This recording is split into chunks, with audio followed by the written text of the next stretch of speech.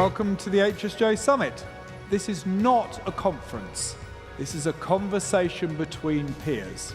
The HSJ Summit is a unique gathering. No other place will you get such a concentration of senior leaders with time and space to discuss such important issues.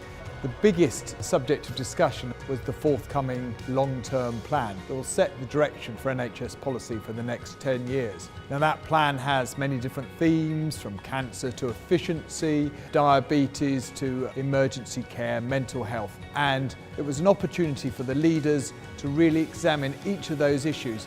People who attend an HSJ Summit are usually very well informed, they're often very influential. But from my point of view, there are a lot of people who are not from a primary care world. And so there's a real richness in having conversations between primary and secondary care, between providers, commissioners, and all sorts of people who can influence health policy. So for me, it's all about the audience. I'm really keen to lighten the load on providers to take a more intelligence-driven approach to the way in which we regulate. And also, as a regulator, we're really keen to help them promote innovation. I was trying to get over some messages around the importance of prevention, really trying to embed a public health approach to lots of things that we do. Nobody's going to tell you to do this, but actually it's really important that leaders step into a space, develop innovative partnerships and take a few risks.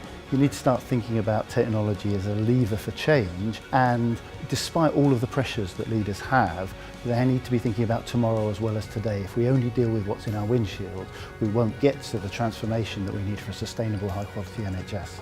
We have a diabetes prevention programme and a QuizMet accredited structured education programme that not many people know about, so it was a great platform for us to talk about its efficacy and to share what we've learnt.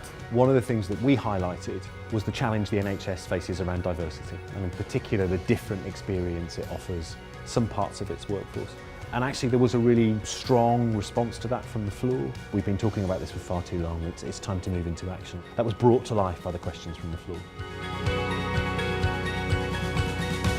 I think the summit has always been a bit of a highlight for leaders across the NHS. You get a good calibre of people coming along and a good calibre of debate. Senior leaders appreciate the balance between listening but also being able to network. We don't get an awful lot of opportunity for that. It creates the kind of atmosphere which allows some franker questioning, some franker debate than one gets at a traditional conference. I can't see the NHS being under any less pressure, needing to respond to any lesser demand, or wanting to innovate as much as it does at the moment.